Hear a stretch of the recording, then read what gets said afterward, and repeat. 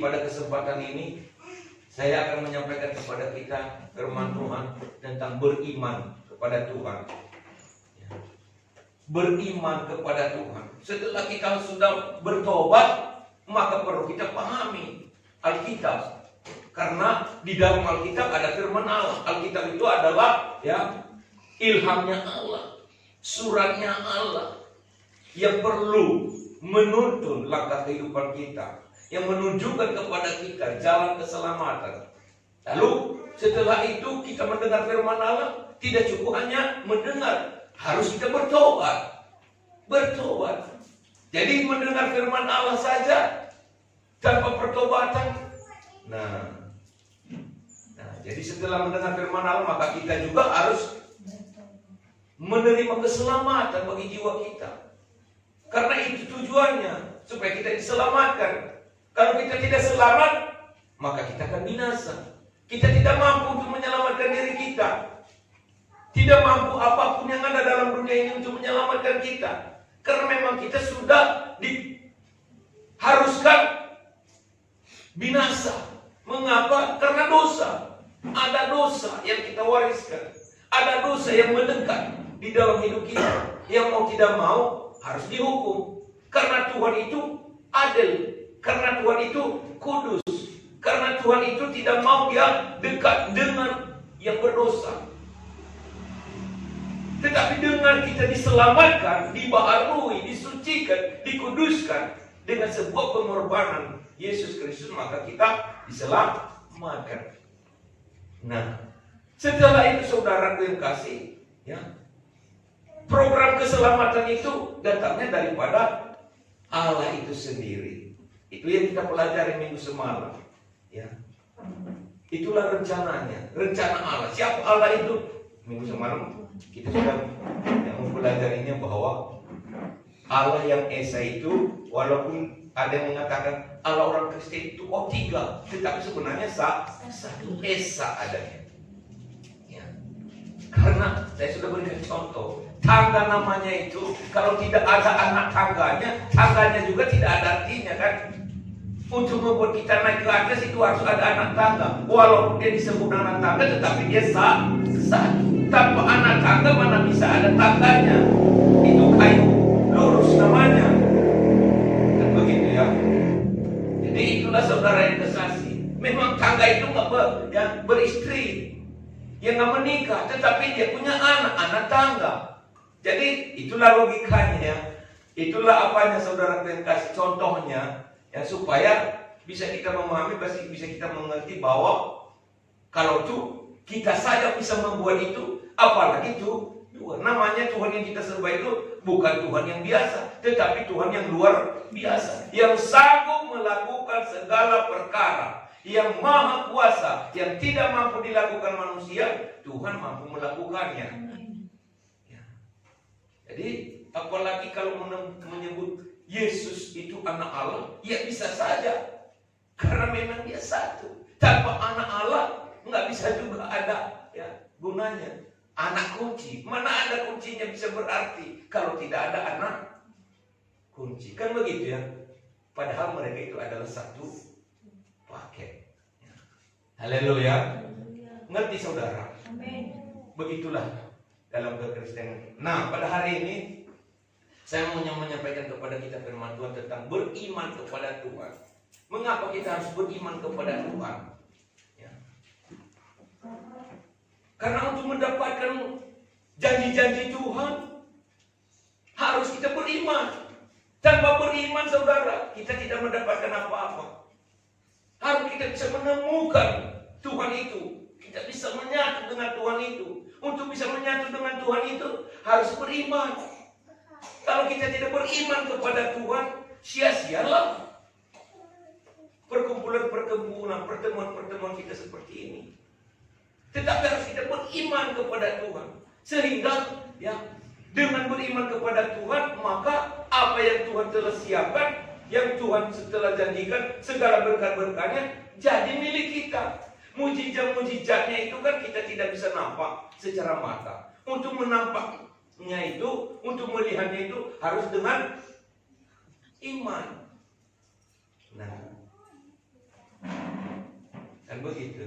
Surga nggak bisa kita nampak secara mata, tetapi untuk mendapatkannya, memilikinya harus dengan iman. Mari kita baca firman Tuhan di dalam Ibrani 11 ayat 1 sampai 2. Ibrani 11.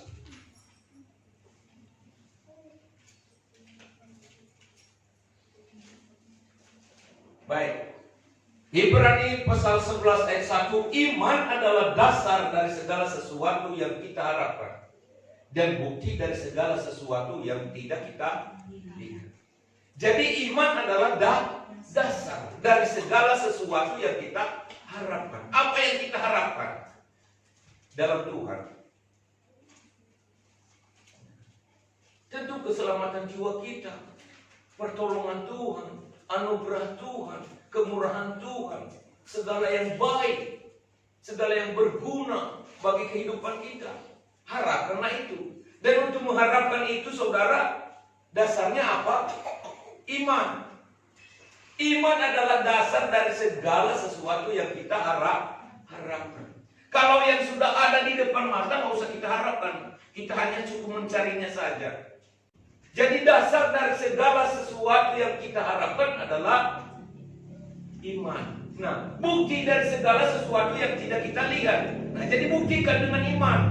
Ya. Ada di dalam Alkitab, saudara yang kasih. Ini membuktikannya dengan iman. Ya. Misalnya, Petrus ketika dia mengalami sesuatu kegagalan dalam hidupnya, dia sudah berusaha mencari ikan semalam-malaman. Nah, saudara, dia sudah berusaha mencari ikan karena dia adalah sebagai penelayan. Datang Yesus dan Yesus berkata kepadanya, sudah ada dapat ikan Simon Petrus? Tidak ada apa-apa, guru. Dari semalam bahkan sampai pagi ini tidak ada satu ekor pun. Kalau begitu, sekarang kembali, hebatkanlah jalanmu. Apa kata Petrus? Karena engkau yang menyuruhnya, aku akan melakukannya. Coba saudara, dia beriman karena apa? Ada firman Tuhan. Dan ketika dia melakukan apa yang disuruh Tuhan itu, walaupun sepertinya badannya sudah lelah, dia pernah mencoba dan gagal, dan tidak ada apa-apa, dia tidak banyak komentar dan dia tidak banyak berkata, semalam pun saya sudah coba, semalam pun saya sudah lakukan, semalam-malaman tidak ada hasil apa-apa, kamu suruh pulang lagi aku untuk mengerjakannya. Wah, udahlah, ini pun tubuh sudah sangat capek. Tidak seperti itu. Tetapi dia beriman. Lalu dia melakukannya dan berhasil. Kalau kita baca dalam firman Tuhan, saudara kasih, maka dikatakan Petrus yang mendapatkan ikan yang banyak. Ada banyak saudara yang kasih mujizat-mujizat karena iman. Misalnya, ya, ada kekurangan air anggur manis di pesta di Kana. Nah, waktu itu saudara, ada Yesus di situ dan diberitakan kepadanya bahwa mereka kekurangan anggur manis. Lalu dia perintahkan pelayan-pelayan untuk mengambil tempayan untuk diisikan dengan air. Bayangkan, kalau saudara mau mengomentari, wajar. Karena yang dibutuhkan adalah anggur manis. Malah Yesus menyuruh untuk mengisikan tempayan dengan air. Tetapi mereka tidak mau komentar. Itulah iman. Percaya saja apa yang dikatakan Tuhan Yesus, itulah yang jadi. Cuma mereka tadi mau berkomentar. Apa guru nggak salah? Apa Tuhan nggak salah? Yang kita perlu ini anggur yang manis, bukan air. Dia suruh. Ada tempayan-tempayan di situ, ya, isikan dengan air. Lalu mereka melakukannya, mengisikannya, dan setelah menyedoknya, mencicipinya, maka mereka melihat bahwa air tawar itu, air biasa itu telah berubah menjadi anggur yang manis. Itulah yang disebut iman itu ada buktinya. Bukti iman itu ada dalam tindakan, bukan dalam komentar, bukan dalam kata-kata. Jadi firman Tuhan dikatakan di sini, dan bukti dari segala sesuatu yang tidak kita lihat. Iman adalah dasar dari segala sesuatu yang kita harapkan dan bukti dari segala sesuatu yang tidak kita lihat. Buktikan dengan tindakan. Jadi dalam ayat firman Tuhan yang lain dikatakan bahwa iman tanpa perbuatan adalah kosong, mati, tidak berarti apa-apa. Tetapi ketika saudara bertindak oleh karena firman Tuhan, ya, bukan karena sudah melihat, maka saudara akan merasakannya, maka akan saudara terima jawabannya. Amin. Nah, jadi iman itu saudara perlu, apalagi ke dalam hati kita mengikut Tuhan. Baca ayat 6. Ayat 6. Ibrani 11 ayat 6.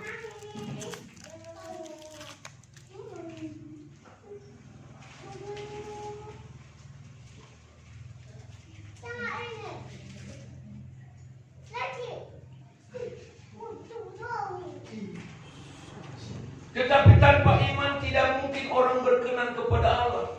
Sebab barang siapa berpaling kepada Allah, ia harus percaya bahwa Allah ada dan bahwa Allah memberi upah kepada orang yang sungguh-sungguh mencari Dia. Nah, jadi tetapi tanpa iman tidak mungkin orang berkenan kepada Allah. Sebab barang siapa berpaling kepada Allah, ia harus percaya bahwa Allah ada dan bahwa Allah memberi upah kepada orang yang sungguh-sungguh mencari Dia. Jadi mau datang kepada Allah harus dengan iman. Kepada Tuhan tanpa iman itu namanya ikut-ikutan. Ya.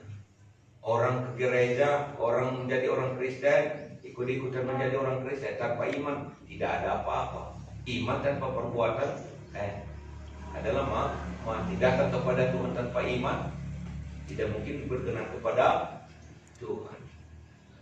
Tapi tanpa iman tidak mungkin orang berkenan kepada Allah. Sebab barang siapa berpaling kepada Allah, ia harus percaya bahwa Allah ada. Jadi harus kita percaya bahwa Allah ada. Percaya bahwa Allah ada. Amin. Dan bahwa Allah memberi upah kepada orang yang sungguh-sungguh mencari Dia. Jadi apakah saudara sia-sia datang kepada Tuhan? Tidak. Kenapa? Karena Dia katakan bahwa Allah memberi upah kepada orang-orang yang sungguh-sungguh mencari Dia. Kecuali saudara tidak sungguh-sungguh. Sama seperti yang saya katakan tadi. Orang datang ke gereja, coba-coba mau menjadi orang Kristen hanya ikut-ikutan. Sungguh-sungguhlah. Memang mau datang kepada Tuhan, mau mencari Tuhan. Bukan karena mencari apa-apa. Bukan karena mencari fasilitas. Bukan mencari jabatan. Jabatan itu kan anugerah Tuhan. Tetapi kita mencari Tuhan dengan sungguh-sungguh, maka Tuhan akan memberi upah kepada orang yang sungguh-sungguh mencari Dia. Karena dikatakan dan bahwa Allah memberi upah kepada orang yang sungguh-sungguh mencari Dia. Dia di sini adalah Tuhan. Jadi kita tidak sia-sia. Kalau kita bersungguh-sungguh, memuji Tuhan bersungguh-sungguh, menyembah Tuhan bersungguh-sungguh, melayani bersungguh-sungguh, berdoa bersungguh-sungguh, datang ke gereja juga bersungguh-sungguh, menjadi orang Kristen juga bersungguh-sungguh. Apa maksudnya bersungguh-sungguh? Tidak main-main, tidak hilang timbul tenggelam, tidak coba-coba, tidak hanya. Nah, ada istilah Kristen pasu-pasu. Kalau orang-orang daerah sini bilang, ya, Kristen pasu-pasu karena mau pasu-pasu, mau menjadi orang Kristen. Itu namanya tidak sungguh-sungguh. Tapi orang yang sungguh-sungguh itu, ya, apapun yang terjadi seperti lagu itu tadi, tetap ikut Tuhan. Nah, kalau menjadi orang Kristen, dapat istri ya syukurin, haleluya.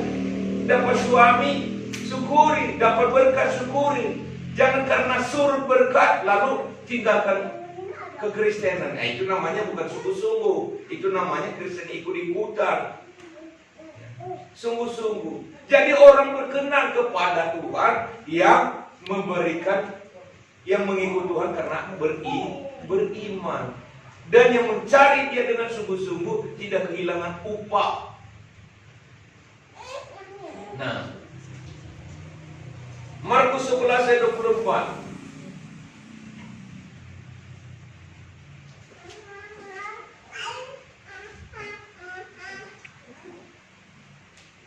Markus 11 ayat 24. Karena itu aku berkata kepadamu, apa saja yang kamu minta dan doakan, percayalah bahwa kamu telah menerimanya, maka hal itu akan diberikan kepadamu. Nah, jadi di sini lagi iman, percaya. Karena itu aku berkata kepadamu, apa saja yang kamu minta dan doakan, percayalah bahwa kamu telah menerimanya, maka hal itu akan diberikan kepadamu. Amin. Apa maksudnya? Apa yang kita doakan seakan kita sudah menerimanya. Itulah iman. Ya. Maka itu akan diberikan kepadamu. Jangan bilang, entah enggaknya nanti, entah enggak dapatnya nanti, entah enggaknya bisa nanti kumiliki. Tidak seperti itu. Ya. Ucapkan syukur Tuhan, sama seperti kesaksian ya almarhum Yonggi Cho Yonggi, pendeta Korea yang awalnya beragama Buddha. Nah, beragama Buddha akhirnya tiba-tiba menjadi orang Kristen dan menjadi sekolah Alkitab dan menjadi hamba Tuhan. Nah, lalu saudara yang kasih, selalu dia syukuri, selalu dia berdoa. Waktu itu dia melayani jemaat hanya sedikit saja. Dan di dalam tenda bekas tentara Amerika waktu terjadi perang saudara di Korea.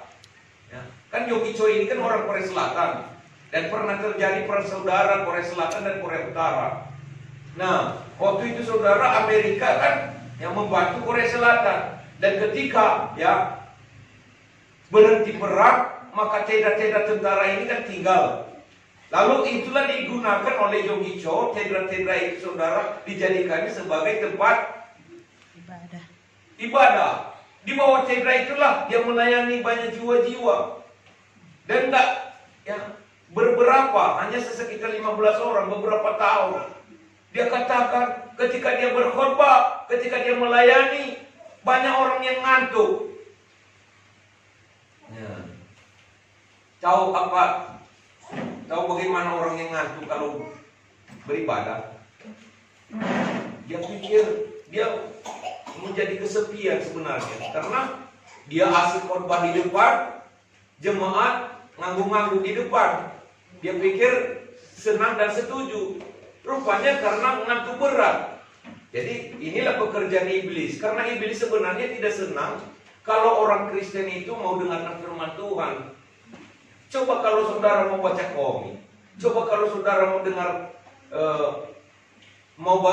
baca SMS, mau baca WA, mau dengarkan HP, kurasa satu malam enggak ngantuk-ngantuk ya. Betul ya Rahel ya? Iya kan? Tapi kalau mau dengar firman Tuhan coba, pasti ngantuk.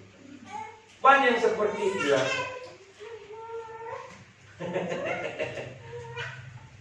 Kalau yang membaca ya lihat-lihatlah apa namanya grup WA apalah semua di dalam Facebook, internet kan, wah tahan. Apalagi main game misalnya, wah tahan. Tapi kalau dengar firman Tuhan ngantuk. Nah inilah kesaksian Yonggi Cho. Lalu dia berdoa, Tuhan, kalau Engkau bisa membuat orang Israel terkagum-kagum karena berkat-Mu, Engkau telah mengirimkan burung puyuh ya di padang gurun, walaupun orang itu tidak mengenal pajak daging, tetapi mereka bisa makan daging. Saya percaya juga bahwa itu adalah mukjizat dan bisa terjadi di tengah-tengah ya kerumunan orang-orang yang sedang terkulai ini. Akhirnya saudara yang kasih, tiba-tiba Tuhan mengirim Roh Kudus dan memenuhilah umat Tuhan yang lemah itu, ya, yang sering ngantuk ketika dengar khotbah itu. Akhirnya tiba-tiba mereka bangkit dan mereka bersemangat, lalu membuat kelompok-kelompok sel, ya. Mereka bergerak sendiri dari rumah ke rumah. Akhirnya jemaat Jogico ya sampai 800 ribu. Nah, jemaat yang sedikit tadi, itu karena apa? Yang tidak disangka-sangka, luar biasa mukjizat terjadi. Ya. Lalu dia syukuri. Setiap dia berdoa, dia katakan, saudaraku, saya baca itu saudara, ya di dalam bukunya. Setiap dia berdoa, dia katakan syukur Tuhan, karena ya Tedra ini dipenuhi dengan jiwa-jiwa. Padahal sudah lama dia doakan dan terima kasih Tuhan. Setiap dia datang ke tempat ibadah itu dia berdoa, syukur Tuhan, jiwa-jiwa ini sudah nampak banyak sekali. Bahkan dia ketika dia datang di dalam kamar saudara kasih, dan dia selalu itu aja yang dia doakan, syukur Tuhan. Bahkan sampai dia berkhotbah di depan jemaat, tahukah kalian, saya sudah punya meja buatan Amerika. Wah, saya mempunyai sepeda dari Amerika. Dia selalu cerita itu. Akhirnya jemaahnya pun ya terbuka matanya dan mereka melihat, apa betul itu Pak Pendeta? Betul. Sama seperti ini tadi. Karena itu aku berkata kepada apa saja kamu minta dan doakan, percayalah bahwa kamu telah menerimanya, maka hal itu akan diberikan kepadamu. Sebenarnya belum dia terima, sebenarnya dia belum memilikinya, tetapi seakan-akan dia sudah memilikinya. Itulah doanya. Haleluya. Nah, jemaat-jemaatnya datang ke rumah. Mana Pak? Kami mau melihatnya. Wah, maaf kata dia katakan ini, aku sedang mengandung. Itu dalam bukunya saudara terkas. Hanya saja belum lahir. Nah, luar biasa saudara. Itu yang disebut iman dalam doa.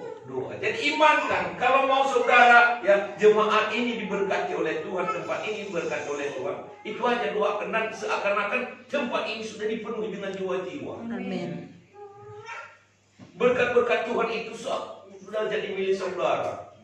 Percayalah saudara, mungkin saat ini tidak nampak, tetapi seakan-akan sudah nampak. Itu namanya iman dalam doa. Itu maka dikatakan tadi, karena itu aku berkata kepadamu, apa saja yang kamu minta dan doakan, percayalah bahwa kamu telah menerimanya. Percayalah. Apa yang Tuhan telah sediakan itu adalah milik kita. Apa yang Tuhan telah siapkan itu adalah milik kita. Apa yang Tuhan telah janjikan yang baik-baik itu adalah milik kita. Berkat-berkat yang Tuhan telah janjikan itu yang luar biasa itu adalah milik kita. Ucapkan syukur selalu, Tuhan, terima kasih. Terima kasih Tuhan buat berkat-Mu. Terima kasih Tuhan. Ya. Buat mobil Pajero. Ya, kan begitu ya. Nah. Terima kasih. Ucapkan syukur. Yang mau bagaimana Bapak ini? Syukuri. Jadi karena mensyukuri itu saudaraku yang kasih, lalu kita dilihat seperti orang gila.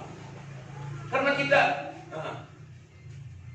seperti mengucapkannya, mengatakannya, mengutarakannya selalu kepada Tuhan dan mengatakan, Tuhan terima kasih karena Kau telah memberikan aku kesembuhan. Sebenarnya kita masih batu-batu. Itulah iman dalam doa. Haleluya. Ngerti maksudnya firman Tuhan ini? Saya baca sekali lagi, coba cermati. Karena itu aku berkata kepadamu, apa saja yang kamu minta dan doakan, percayalah bahwa kamu telah menerimanya. Percayalah bahwa kamu telah menerimanya, maka hal itu akan diberikan kepadamu. Percayalah bahwa kamu telah menerimanya. Itu masih dalam doa. Maka niscaya akan diberikan kepadamu. Roma Roma 1 ayat 17.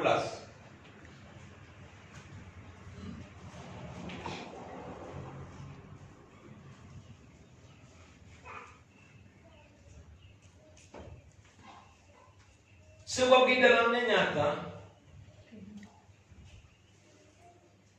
dalamnya nyata kebenaran Allah yang bertolak dari iman dan memimpin kepada iman. Seperti ada tertulis, orang benar akan hidup oleh iman.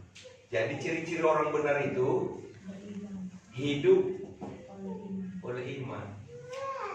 Jadi dia tidak mengandalkan sesuatu apapun yang diandalkan manusia. Dia tetap selalu mengandalkan imannya. Itulah kuncinya dalam hidupnya. Itulah kunci yang dimilikinya untuk menjalani hidup, yaitu imannya. Dia tidak mudah goyah karena dia beriman. Orang mengeluh karena tidak punya apa-apa, tetapi dia tetap tegar. Tetap dia katakan, syukur Tuhan. Apa yang kita akan makan besok, kata yang lain. Tetapi dia selalu katakan, syukur Tuhan karena makanan esok Tuhan telah sediakan bagi kami. Kan beda ya saudara.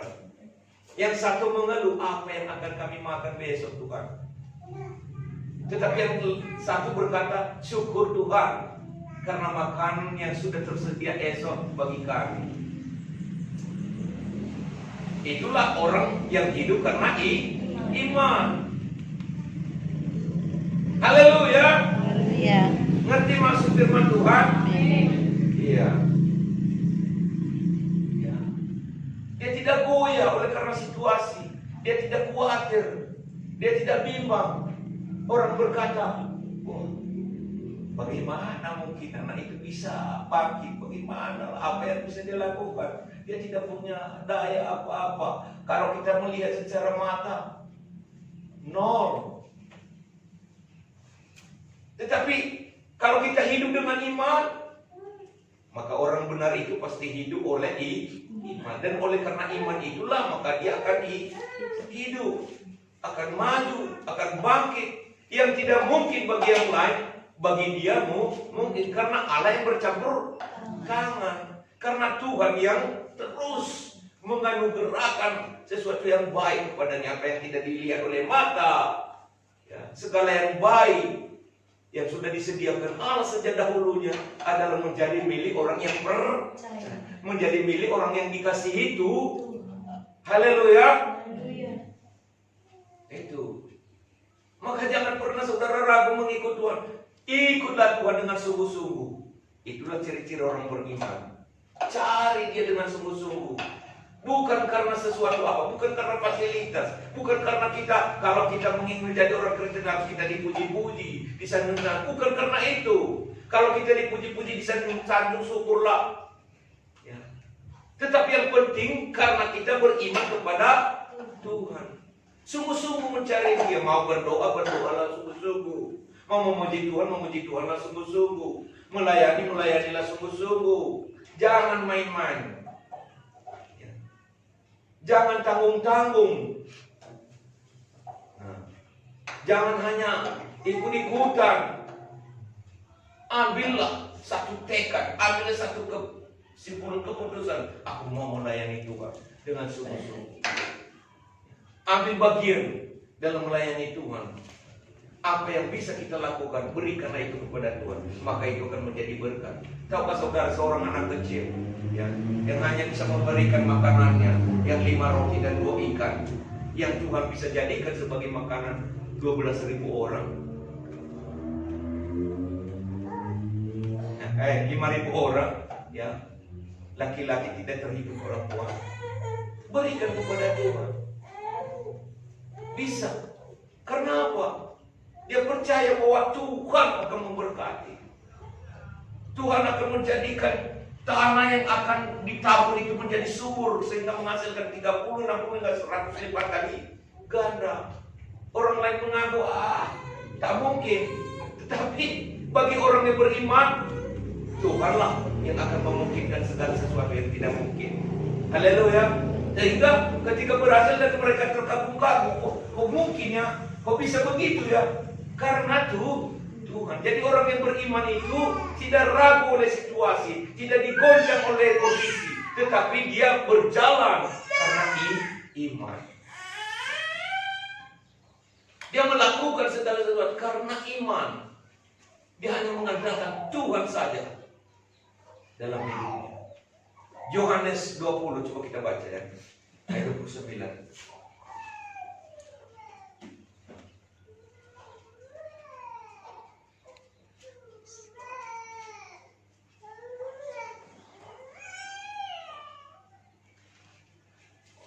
Kata Yesus kepadanya, karena engkau telah melihat aku, maka engkau percaya. Berbahagialah mereka yang tidak melihat namun percaya. Jadi artinya di sini saudaraku, jangan kita memiliki iman seperti iman Thomas. Iman Thomas itu, wah, kalau aku melihat sudah ada di situ berkat, maka aku percaya, oh hebat kau Tuhan, kan begitu ya. Nah itu iman Thomas namanya. Saat ini kalau sudah nampak di sini ada yang bertumpuk-tumpuk berkat, bertumpuk-tumpuk beras, bergoni-goni, oh hebat Tuhan, luar biasa. Itu namanya iman Thomas. Dia percaya karena melihat. Tetapi iman yang luar biasa itu adalah dia percaya walaupun tidak melihat. Maka Tuhan berkata, berbahagialah orang yang tidak melihat tetapi percaya. Jadi itulah iman. Ya. Iman percaya kepada Tuhan yang luar biasa. Jadi berimanlah kepada Tuhan. Inilah tema bagi kita pada kesempatan ini. Berimanlah kepada Tuhan. Maka saudara akan diberkati. Saudara akan berbahagia. Ikulah Tuhan. Tanpa banyak komentar, tanpa banyak bertanya, bagaimana nanti kalau saya menjadi pengikut Tuhan, menjadi orang Kristen? Ya bagaimana nanti kalau saya ikuti firman ini? Apakah saya kalau mau saudara mencari Tuhan dengan sungguh-sungguh, pasti saudara diberkati. Mencari Tuhan dengan sungguh-sungguh tidak kehilangan upah. Di mana tadi tertulis di dalam Ibrani pasal 11 ayat 6. Bahwa Allah ada dan bahwa Allah memberi upah kepada orang yang sungguh-sungguh mencari Dia, tidak kehilangan upah lah. Ya. Tidak kehilangan berkat. Kenapa mau cari Tuhan? Karena mau mendapatkan berkatnya, mau mendapatkan kasih karunia-Nya, rahmat-Nya, anugerah-Nya. Nah, karena dalam Dia ada semuanya itu, cari Dia dengan sungguh-sungguh. Jangan tanggung-tanggung. Jangan tanggung-tanggung. Jangan pakai alasan. Tahu alasan saudara? Kalau ditanya kenapa nggak bergereja? Aduh, ini sakit ini menangis. Bukan seperti itu. Cari Dia dengan sungguh-sungguh. Bagi manusia alasan kita bisa diterima, tetapi bagi Tuhan itu lain. Aku tidak tahu bang. Soalnya ayat firman Tuhan mengatakan bahwa tidak kehilangan upah orang yang sungguh-sungguh mencari Dia. Jadikan itu sebagai ayat hafalan saudara. Ya, tetapi tanpa iman tidak mungkin orang berkenan kepada Allah. Sebab barang siapa berpaling kepada Allah, ia harus percaya bahwa Allah ada dan bahwa Allah memberi upah kepada orang yang sungguh-sungguh mencari Dia. Di dalam Roma pasal 1 ayat 17 tadi dikatakan bahwa orang benar itu hidup oleh karena iman. Pegang itu saudara. Orang benar itu hidup karena iman. Jadi jangan penuhi otak kita, pikiran kita kekhawatiran. Jangan penuhi otak dan pikiran kita sesuatu yang kata-kata kelemahan. Apalagi tadi dikatakan di dalam Markus saudaraku yang kasih 11:24 bahwa seakan-akan sudah menerima. Jadi jangan bagaimana keadaan, aduh sakit ini nggak sembuh. Jangan, syukur saya sembuh karena Tuhan Yesus menyembuhkan saya. Terus berdoa, terus memuji Tuhan. Nggak usah isi pikiran kita lah kekhawatiran, karena kekhawatiran itu yang menurut ahli medis saja katakan saudaraku bahwa itu banyak menimbulkan penyakit, stres. Apalagi nanti bertubi-tubi tantangan-tantangan yang datang dari yang lain, saudara. Ada persoalan keluarga, ada masalah-masalah dari kiri kanan. Wah, udah ada lagi bibit kekhawatiran di dalam otak kita. Maka semua kita, saudara kasih, akhirnya menjadi bosan hidup. Semakin stres. Tetapi hilangkan semuanya itu. Miliki saja iman, saudara. Miliki saja iman. Haleluya.